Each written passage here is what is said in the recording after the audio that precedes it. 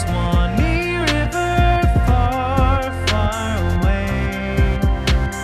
That's where my heart is yearning ever, home where the Swamp old Ape. folks stay. Welcome to Florida Mint on Florida Man, and this is our bonus episode. Bonus episode.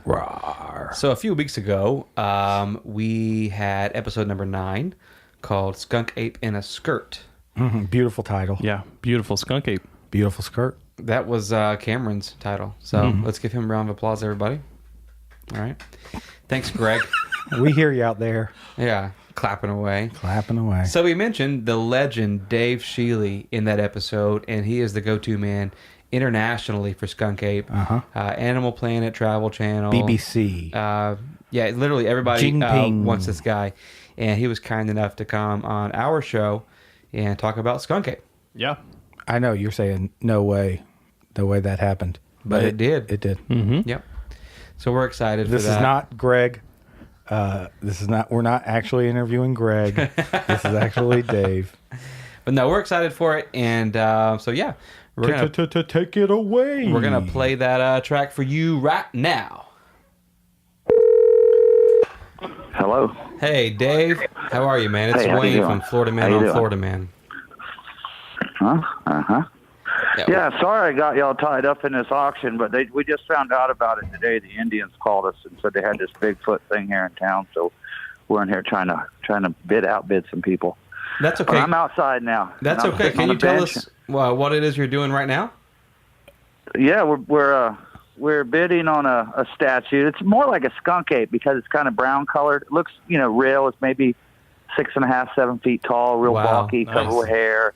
And we just did the Everglades Seafood Festival this wow. past weekend. I already have one of these things in my parking lot, I think but I we've seen wanted that another yeah. one to put on my vending trailer because the skunk ape's getting pretty popular. We're starting to do a lot of sales. I sell a lot of T-shirts, and people want to get their picture with something, when they buy it. Definitely. Right. Yeah, that's a great That's idea. awesome. So you're bidding on it tonight? Tonight, right now, at this very minute, I'm looking through the window. They got it laying down now. There's all kinds of stuff going up on the auction block, but we're here just for the skunk ape. That's amazing. Well, And, we had a few questions for you, man. If you got a minute. Sure. Yeah, we just bought a giant python. Jeez. It looks real, but it's not. I don't know if you guys know this, but if you come to visit my shop, I have the will be the largest snake in the world. Oh, wow. Okay. It's within inches now. I've got like a 25-foot long, 400-pound Okay. reticulated python in my gift shop too. So a lot of people want to know about the skunk ape, but I do have the biggest snake in the world alive too. Unreal. It's alive now? It's alive, yeah. Wow. Yeah, I got to feed it tomorrow. What do you feed yeah. this thing? Yeah, what do I don't you want to feed get it? off topic, but what do you feed this? Well, it can eat pigs and goats my and stuff like goodness. that, but we feed it like 7-pound rabbits, 3 or 4 rabbits Wow. once a month. It's on a diet right now Okay. because it had gotten overly heavy. There's only one snake bigger. It's named Medusa. It's owned by a production company. Wow. And I truly do have the biggest snake in the world. So if you come to my place to talk about the skunk ape, Yeah. you'll be standing next to the biggest snake. Wow. Yeah, that's amazing. What? Can you tell us a little bit about the first time that you saw the skunk ape with your brother? Sure. First time, I was about 10 years old. We'd heard about the skunk ape for years. He was growing up, and I Yeah. was 10, so I've heard about it for, at least 10 years. And but we had went hunting behind the park where I live now, and one of them crossed in front of the grass in front of me and my brother, and I couldn't see it that good because the grass was kind of high, but when he picked me up and I looked out, there it was. Jeez. And that's where I do most of my research, in that same area, within 10 miles of there. And that's where I've had 3 sightings over the years. Goodness. In that same area? Yeah. It's in the Big Cypress National Preserve up against the back of a swamp called the Turner River Swamp. How does your But family... there's sightings. Go ahead. I'm sorry. Well, no, I was just going to say, how does your family feel about your research now? Because your brother saw it too. Well, he helps out. I've also got an RV park attached to the headquarters, and Very cool. canoe rentals and a tour guide, and I'm licensed by the National Park Service and to operate tours. I have licensed guides that do tours in the preserve. So I walk a fine line with my family, though. They're supportive. Of course, my brother was with me during my first sighting, and now my son's running the business, and he's one of these new agers. He's on the internet and helping. He does a lot. He makes a lot more money than I did now that we put him in charge. But still, when I start griping about how I felt like our family had been mistreated by the government or something. I don't doubt that. I don't want to talk about that because he carries all these permits, and that's what the government wants. So I'm not a licensed guide in the preserve because you have to sit through a class, and they indoctrinate you to be a guide. And I just can't. I mentally can't take that kind of abuse. I've been through enough already without having to listen to that. I'm sure they'd be pretty hard on you too if you're sitting in that class. Oh yeah, they've got bags of lima beans, and they say it's skunk ape bait, and they talk about how they threw everybody out and burnt their houses down. And Goodness, they brag about it, but to me, it was an extinction of a culture. And so, I don't only become angry. I'm not a violent guy. I would never punch anybody, but I don't mind standing up and telling them to go suck an egg, and that just doesn't go over well, especially when you're carrying their permits. My son makes so much money off of that crap. Jeez. Now, so with the lima beans, is that the actual bait for the skunk ape? Well, over the years, hunting camps, like the hunters are out hunting and something gets their beans off the fire. So it's more or less a rumor to start out with, but I have baited with them and I have found tracks, so who knows. But in my field guide, I mentioned lima beans, and the Park Service kind of plays off that. They don't tell people that skunk apes don't exist, but they don't actually tell them the truth that they've had reported sightings in their offices too. They don't go that far. So you're saying that the state has had reported sightings as well? Sure. That sounds like every government fact. organization, though, not confirming anything. Well, there's a lot going on down here in the Everglades that people don't know about. I can tell you that right now. There's the Indians, when I was young, the Indians would come to school and they'd be all scratched up. It was part of ceremonies they had, and that was the mark of the panther, So when I was in school, my buddies would come to school, my Indian friends, and they'd be all scratched up. Well, nowadays, if a kid came to school looking like that, they'd call, the child and care welfare on it. Definitely. So what I'm saying is there's a lot of tradition and culture that still is being carried on, and the park knows about it, but it's kept away from the public. A lot of traditional things that are going on are pretty much labeled top secret by MPS. Naturally. So people call in to you, I'm assuming pretty often, with sightings. How do you go about verifying those sightings? Well, I start by just simply look at who I'm talking to. If I'm talking to them and they just saw Bigfoot, and then they tell me they're with the MUFON and they've been studying UFOs for 50 years, I start thinking, well, what a coincidence you saw Bigfoot. I kind See all of them. lose interest. Although I got to tell you, I've lived in the Everglades. I live in a place where they have a dark sky. It's one of the few places actually in the world where it's known for the dark sky. So at night when I walk out of my house and look up in the sky, I don't just see 1,000 stars. I see 1,000,000 stars. Okay, so you don't have the light pollution of everything no light around pollution you. at all. Exactly. And in that being said, I've never seen a UFO in all of my life. But also I have to say that the possibility of life on another planet is very real. And I do believe that there is life on other planets. So it's not like I'm a non-believer, but personally, I haven't seen any UFOs. So if someone calls in saying they've seen skunk ape, but they're also kind of a part of that community, you kind of lose interest?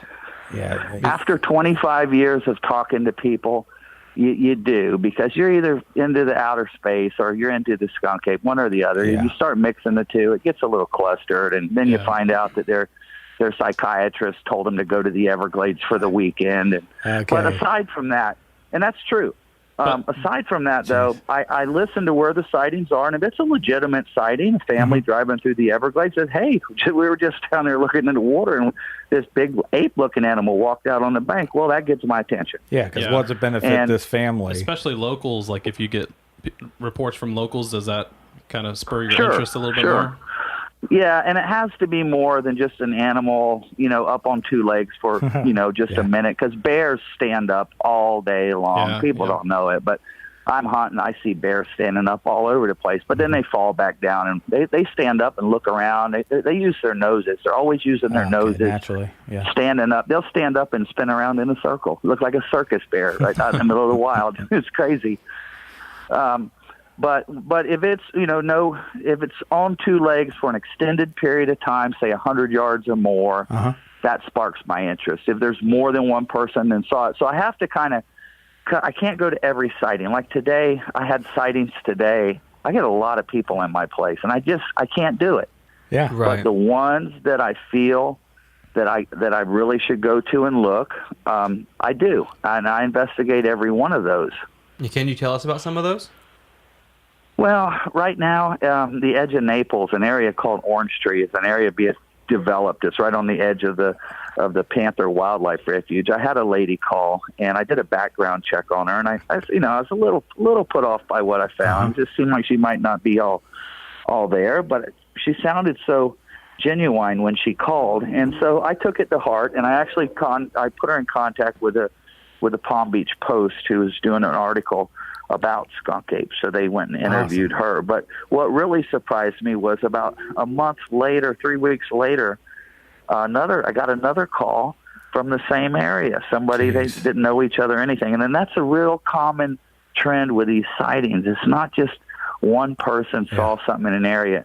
You get a trail of sightings, and you can almost draw a line of where they're at, and so I like to put things like that together. I have a lot of cast tracks, and so I go by size on my estimate of how many I believe are in the Big Cypress Everglades area, which, by the way, is the largest wilderness area east of the Mississippi. And I've come to the conclusion, based on my research, that we have between 7 and 9 skunk apes that live in the Big Cypress National Preserve alone. Oh, okay, so I was going to ask that question. You had said that you had 3 sightings yourself. I was going to ask if you thought those were all different, skunk apes, or maybe the same one, or saw the same one twice or something like that. Maybe I saw the same one twice, the first 2, but the last time that I was in an area, the palm berries, which is a real available food source for wildlife, the palm berries were ripe.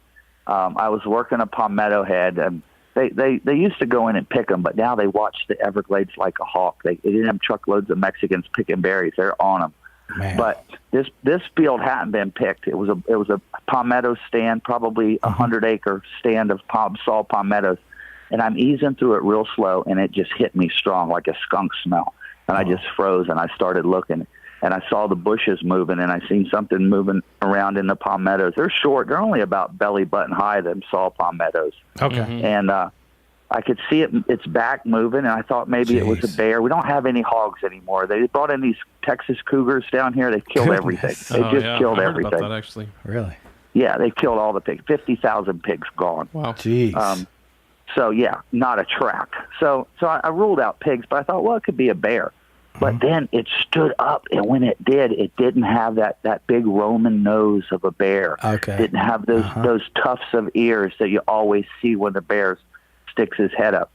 It was a rounded head. Goodness. And I know it was a skunk ape. And what really got me was about the time I saw it, it started moving away quickly, and there were 2 other animals with it moving away. I could see the palmetto shaking and moving, but I didn't see the animal. So there was actually 3 that time. So that was like a big deal for me. Yeah. How long ago was that? It's been about 4 years ago. That was just north of I-75 and it's in a unit of the Big Cypress called the Bear Island Unit. It's near the Seminole Reservation. And what happens after that? I mean, what goes through your head? And I got to imagine just the flash of emotion has got to be all over the place. Oh yeah. Yeah, Devin, it's like seeing a ghost when you realize what you're looking at, because it's just like, it's just so amazing. This be like, dragging baits behind the boat all day long and a great white coming up. I mean, you're just speechless. Yeah, you're one of out of 7 billion people, you're one of the few. One of the few, yeah. And I guess, I just been blessed, because there's people living out there where I live that's never seen a skunk ape. Several people have, but I spend a lot of time in the woods, so it doesn't surprise me. And that's another thing. see all this stuff on finding Bigfoot and everything. And I got to tell you, there's nobody down here doing the research. Finding Bigfoot, they ain't got the money. They ain't got the money to go on a one-day hunt with me because, you see, I live in a national preserve. You can't just go out there and beat on trees and stuff. Everything's protected. You bring rangers with you. It costs money. And so I got real popular doing a lot of stuff. Unsolved Mysteries was one of my finest shows I did, but I've done a bunch.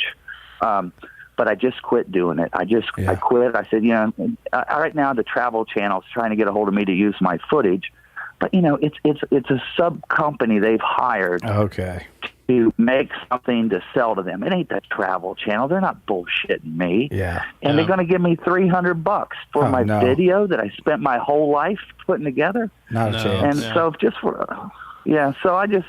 But I went down to Flamingo, which is down near the Keys. I went there and talked to the Boy Scouts. I'll be at the Museum of the Everglades on Friday. I got a county is sponsoring a Skunk Ape exhibit, and they're going to be showing my documentary movie in downtown Everglades City outdoors. Very cool. That's very cool. Yeah, so that's happening Friday. I participated in the local seafood festival, which draws a big crowd. They've got the Wild Hog Barbecue coming up this weekend, too, down here in the Everglades, and that's a big one, and I'll be there. So I'm still out there putting my name out, but I'm just getting a lot more choosy about who I do it with. Naturally. Yeah, and if you win this auction for the big skunk ape that you're trying to buy tonight, that you would be able to take those to those events and get pictures? Oh, yeah, I already have one. I like to keep one in my parking lot and one on the vending trailer. So this one here is really hot, man. It's brown. It's perfect reddish brown. It looks really good. And so my son's in there sitting. I just hope they're not in there. I hope they're not trying to cornhole us here. They get somebody to bid on it. No, we don't want to hold you. We definitely want you to get this thing. Well, I do too, because it's good for everybody, and that comes in wants to talk about it because it gives them something to look at, some kind of totem, just something. Yeah. I like people to see something. Yeah. Well, Dave, we appreciate you, man, taking the phone call. Yeah, we're definitely going to head down. Yeah, and being a part of the show, man, it means a lot. And you're obviously passionate about what you do, and you're a busy guy, so taking the time out for our show. I mean, I was interested in the topic before, but now I've got to be 1,000 more times interested. I mean, just after listening to your enthusiasm, and I mean, it's really cool. Well, thank you. And I'd just like to say to anybody that's listening that might have some doubt in their mind that, it's okay to doubt things, but we're talking about an animal that has survived all this time. And to just simply sit at home and say that there's no way it can exist or it doesn't exist, you could be putting these animals at risk. So That's really true. think, don't everybody wants to be a know-it-all. It's just not that important. Got to keep an open mind. That's what's important. Yeah, that's amazing, Well said, Dave. Yeah, thank you so much, man. I really appreciate it. Good luck tonight at the auction. Yeah. Well, thank you so much, and I want y'all to come down to the Everglades and see me. We're open every day of the week, and got pretty girls behind the counter folding up T-shirts and a big snake, and got the biggest snake in the world. You can't ask for privately more. owned, biggest privately owned snake at least. It's the biggest in captivity in the world. Jeez, wow, that's amazing, Dave. Well, we'll come down and see you soon. We'll call you and we'll set something up. Please do come down, go camping. I got cabins. I got the Indians built me huts that I ran out. And y'all can have a blast as a group. Awesome. Amazing, Dave. Thanks so much, man. Good luck tonight. God bless you. Thank you for your support and help. Yeah. All right, man. Take care. Talk to you later. Bye-bye. Bye. Oh, my gosh. What a great interview that was. Yeah, I loved I think it's kind of like it says in Blue Light Jazz, you got to kind of watch somebody love something before you really fall in love with it. Oh, wow. Blue Light Jazz reference. Yeah. I didn't think you would pull that book out and read that highlighted part that you have. Yeah, I would. I've been saving it for 11 years. But no, I after talking to him, I'm like, man, holy crap. You're talking about Don Williams? Is it Don Williams? Yeah, but I'm talking about Dave Shealy. Oh. The just now, like it's crazy to think about. Like his whole life has been dedicated like to this, and you can hear it. And his enthusiasm is so real. Definitely. I'm not passionate about anything in my life as much as he's passionate about Skunk Ape. He definitely loves what he does.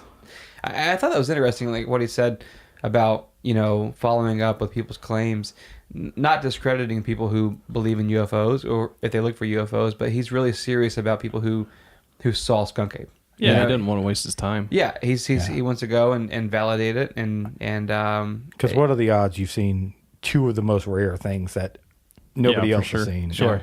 Controversial. Yeah, and then you're like, oh yeah, and I speak to dead people. Mm-hmm. You're Well, like, okay, well you probably Saw the don't. Yeti. I saw Yeah. the Yeti. And I just want to add too.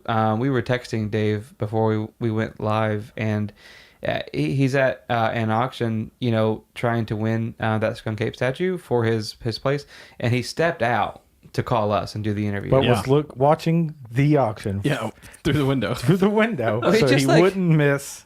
And he heard about this auction last minute, drives Yeah. down there, and still keeps our phone interview. Yeah, that was nice. Yeah. Especially since Classy. we can't get the three of us in a room. Day class A. Yeah, honorable guy. Fantastic. So we hope you guys enjoyed our first bonus episode. Free. Yeah, This one's free. for Yeah, free. But just then this one. The Next next one one's you're going to paying. cost you. Yep. You're gonna have to Venmo us. Venmo us. We haven't priced it yet, but it's probably going to be like what, 17, 18,000? Yeah, probably. At least. Yeah, Yeah. just so we can send some to Enough down to there buy a Dave. few Skunk Apes T-shirts. statues. Heck yeah. Hey, if we do go down to the Everglades soon, we'll buy a t-shirt and then we'll raffle it on Instagram. That would be awesome. Yeah, for sure. Yeah, I hope I win. Yeah, you won't. Oh, No, they don't make triple X. It's been a good weekend. Good bonus episode. yeah. Enjoy it. Love you guys.